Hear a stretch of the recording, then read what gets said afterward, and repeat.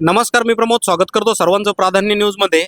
तर कालपासनं कोपरगाव शहरामध्ये जे पेट्रोलची जी आहे ती जी टंचाई जी आहे ती निर्माण होईल अशी शक्यता जी होती ती निर्माण झालेली होती। या ठिकाणी आता सध्या जर आपण जर बघितलं तर रोड जे आहे ते या ठिकाणी लावलेले आहेत की डिझेल शिल्लक नाही, त्याचबरोबर पेट्रोल शिल्लक नाही। तर संपूर्ण जो शुकशुकाट जो आहे तो आज निर्माण जो आहे तो झालेला आहे।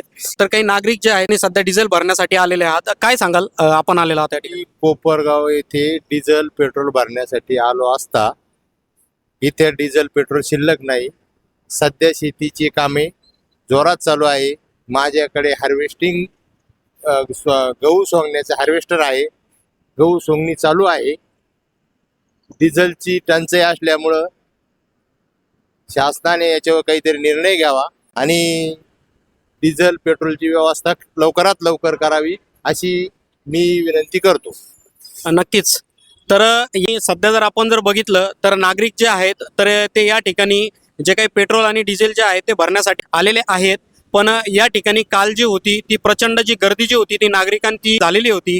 मात्र जी गर्दी झाल्याच्या नंतर आता सध्या पेट्रोल जे आहे ते पेट्रोल डिझेल जे आहे ते कुठल्याही प्रकारे शिल्लक नाही आहे। शिल्लक नसल्यामुळे नागरिक जे आहेत ते त्यांना या ठिकाणावरनं परत दुसरीकडे जावं लागतंय। पण ज्याप्रमाणे आपण जर बघितलं काल ज्याप्रमाणे या ठिकाणी गर्दी होती तर गर्दी झाल्याच्या नंतर ज्या ठिकाणी जे नागरिक जे असतात ते डेली 100-200 रुपयांचं जे काही पेट्रोल टाकतात, पण नागरिकांनी कालच अशी जी आहे ती अफवा जी आहे ती पसरल्यामुळे नागरिकांनी त्यांच्या पेट्रोलच्या टाक्या ज्या असेल त्याचबरोबर डिझेल जे असेल तेच या ठिकाणी त्यांनी टाक्या ज्या होत्या त्या फुल करून घेतलेल्या होत्या। पण आता सध्या कुठल्याही प्रकारे या ठिकाणी या पंपावरती पेट्रोल डिझेल जे आहेत ते या ठिकाणी शिल्लक राहिलेलं नाही। आणखी सुद्धा नागरिक जे आहेत पेट्रोल जे आहेत ते भरण्यासाठी आलेले आहेत। काय सांगाल, आपण या ठिकाणी पेट्रोल भरण्यासाठी आलात? आता पेट्रोल नाही तर आम्हाला धंदा पाणी भेटणार नाही, पोटाची रोजी भेटणार नाही आम्हाला। पेट्रोल तर पाहिजे ना आम्हाला। सध्या काय सांगाल की आपण आता सध्या कुठून कुठून फिरून आलेला आहात? आता कमीत कमी मी 80-90 किलोमीटर फिरून आलेलो आहे। ओके, म्हणजे त्या ठिकाणी पेट्रोल वगैरे होतं का काही? नाही, शिल्लक काहीच नाही भेटलं।